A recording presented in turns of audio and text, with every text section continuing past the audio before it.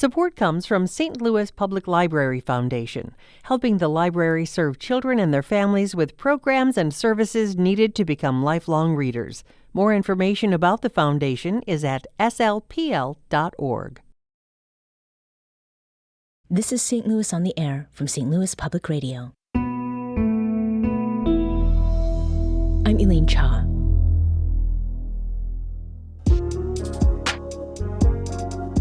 President Donald Trump announced a 10% tariff across the board, as well as reciprocal tariffs on goods imported from several specific countries yesterday.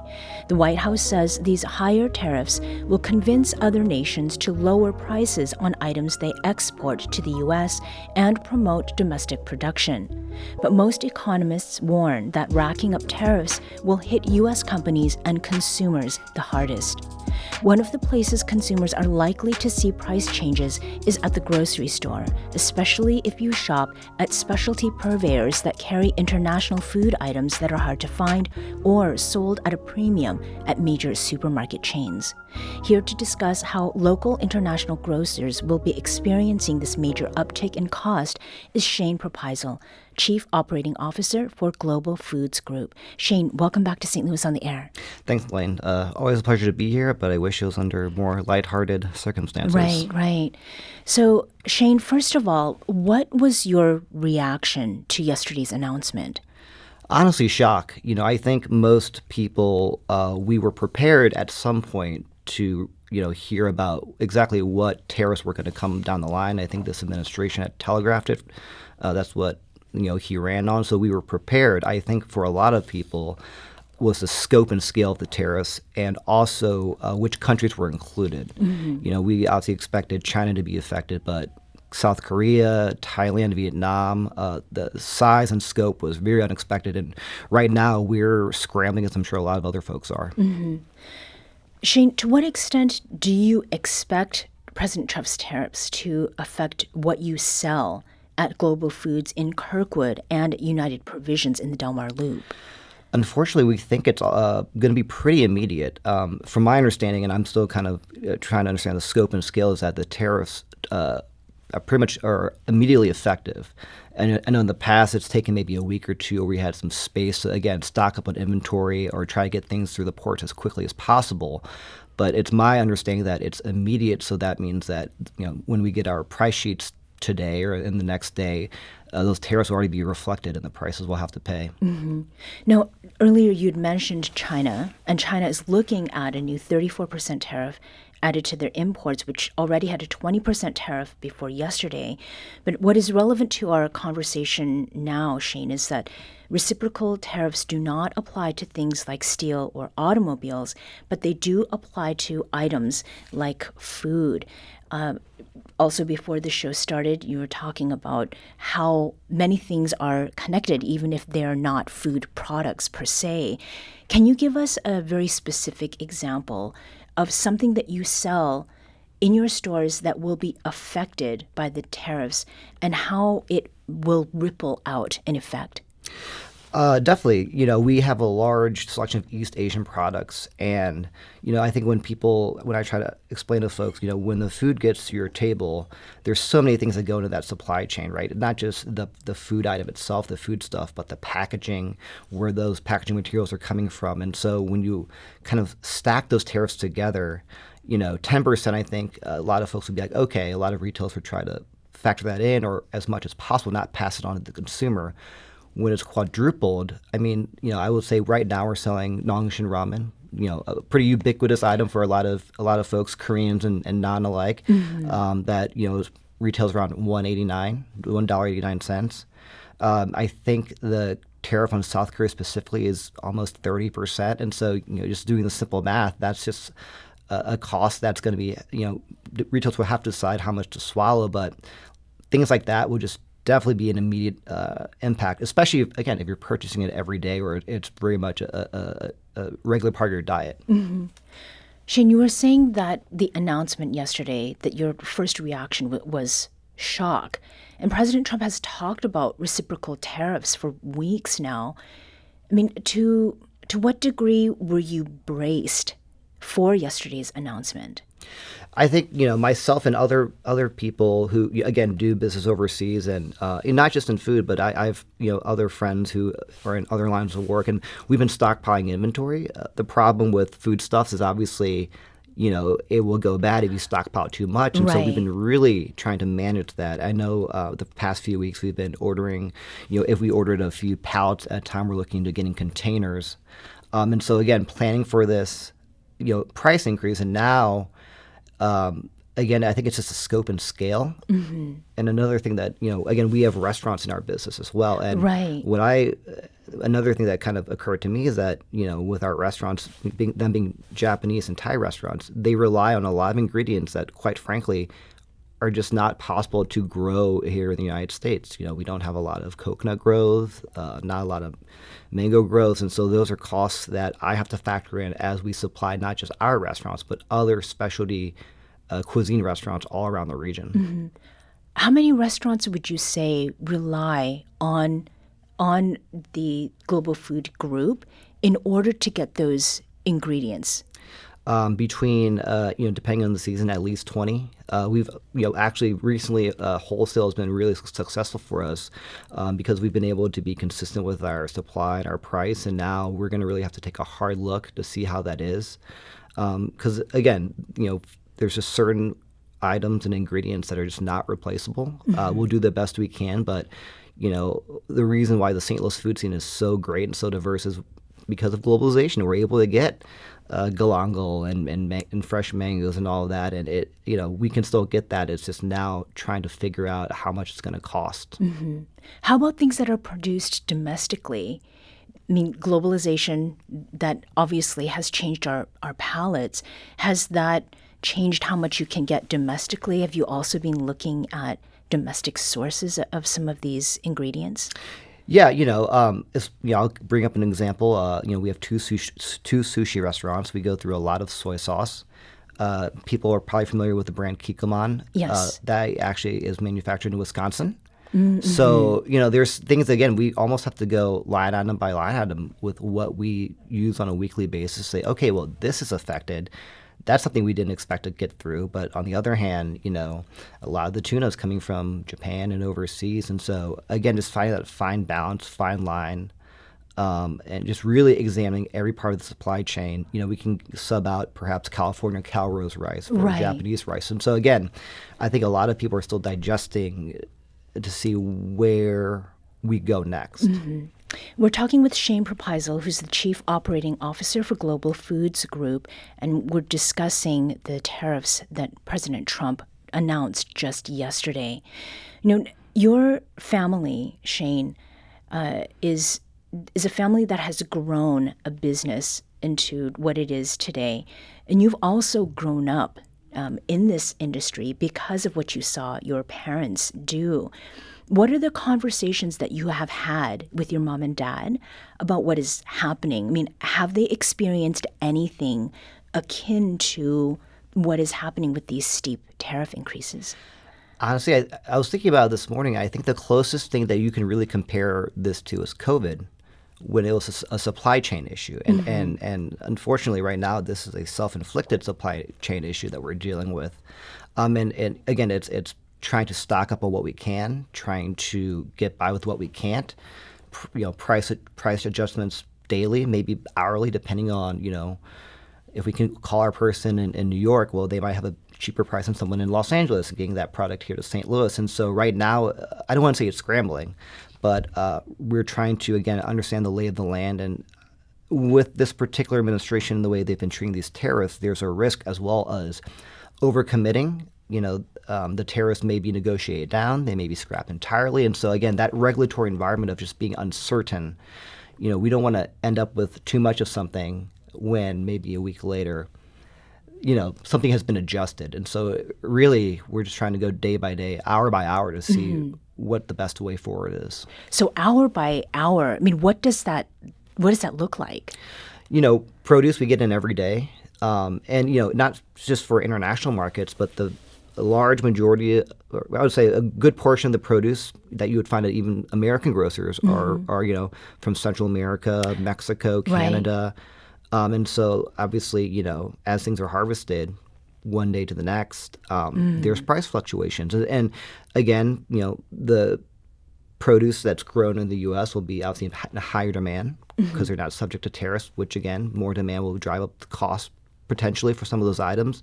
And so unfortunately, I just, I'm not a professional economist, but I just don't see how prices just don't go up. Yeah.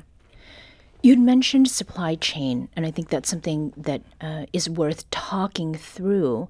How exactly do you and other grocers get products to the store shelves? For instance, do you work with a specific supplier, or are there several distributors that you deal with in order to to get the best bang for your buck, and then also make these products accessible to shoppers? My dad's been doing this for close to 40 years, and I think a great benefit of that is just having really solid relationships with folks. I mentioned any kind of major port of entry. We do business in Miami, Chicago, New York, and so a lot of these companies are selling the same items, but we're hopefully able to negotiate better prices, and again, factoring in freight, factoring in where it is, if it's just leaving Bangkok, or if it's in the middle of the Pacific, or it's at the port of Long Beach, that all factors in. So, I know our buyers, my parents right now are on the phones with all our distributors and folks that, again, try to get product in at the best price so that we can minimize any disruption when it comes out to the checkout line. There's the relationship, Shayn, between grocers and suppliers.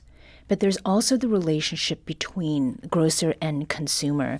And in the past, when you've been on the show, you've talked with us about how international grocery stores, make a new city feel like home to new residents that have recently immigrated to the country.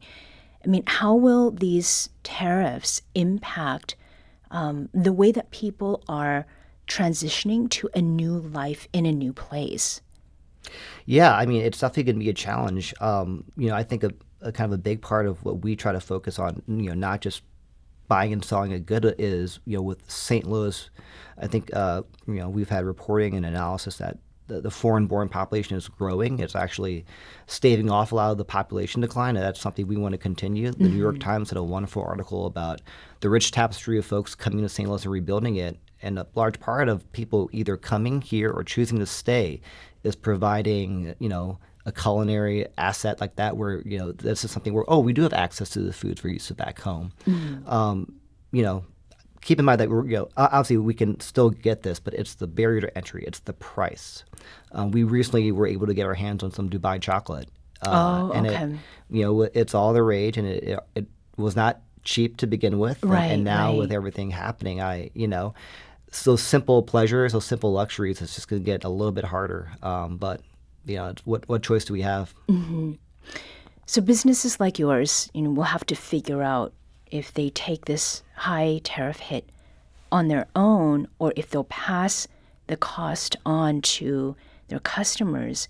I mean, generally, how could either of these scenarios play out, from your perspective? Like, at what point will costs really show up for those who are going through the aisles of your grocery stores, or trying to get a seat at one of the restaurants that is under Global Foods?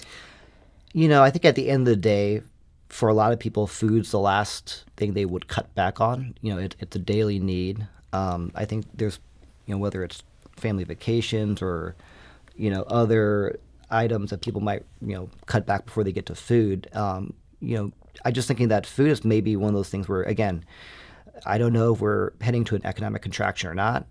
Smart people say yes, smart people say no. But if we get there, it's one of those things where, if I'm not going to buy a new fancy widget, maybe a nice dinner, a nice sushi dinner, a nice, Thai takeout on a Friday is what people are going to kind of revert to. And obviously, there is also a price point where people are like, what, as much as I love this, it's just not realistic, or I just can't do that, twice a week. Now it's once a month. And so I think every business right now is trying to figure out that kind of happy medium of, again, being competitive, but, being able to stay in business.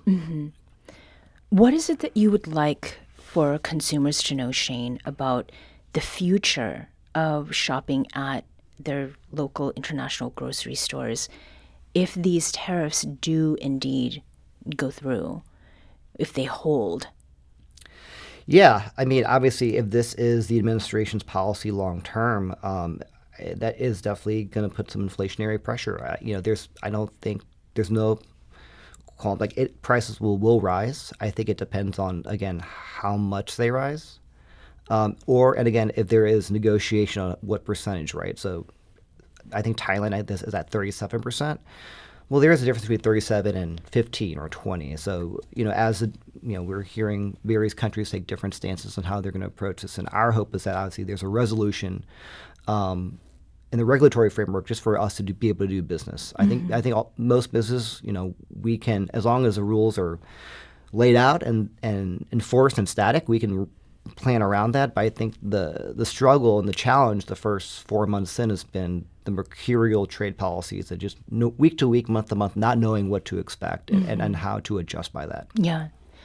I mean, we have some breaking news here, and within the last couple hours, Republican Senator Chuck Grassley of Iowa teamed with a Democrat to introduce the Trade Review Act of 2025, and that would assert congressional review over tariffs. So it would require the president to notify Congress of new tariffs within 48 hours of imposition, and then give Congress 60 days to accept or reject new tariffs. Shayn, what is your reaction to that?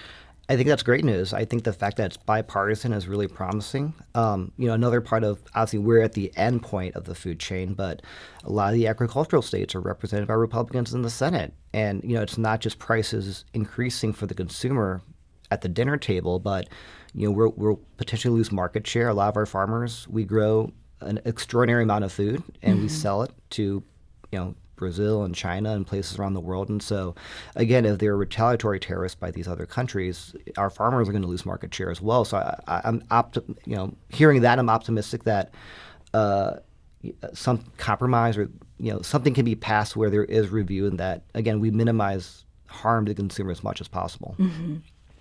Did you ever think that you'd need to follow domestic and international policies this much? I mean, I do know that you were a poli-sci major in college. I mean, is what goes on globally and here domestically something you were already doing because of the nature of the business that you're in? We live in an interconnected world. I think part of why I've decided to come back to the family business is that food is a force for global good. And it's a little corny, but it brings us all together, and it's unfortunate now that there are kind of barriers to make that more difficult. But yeah, no, I was up late last night with my team and up early this morning watching the news, trying to just make sure that we can continue to serve St. Louis. Mm-hmm. Shayn Prapaisilp is the Chief Operating Officer of Global Foods Group, which includes Global Foods Market, United Provisions, The King and I, Chaoban and Oishi Sushi, and Oishi Steakhouse. Shayn, thank you so much for joining us today. Thanks for having me, Elaine.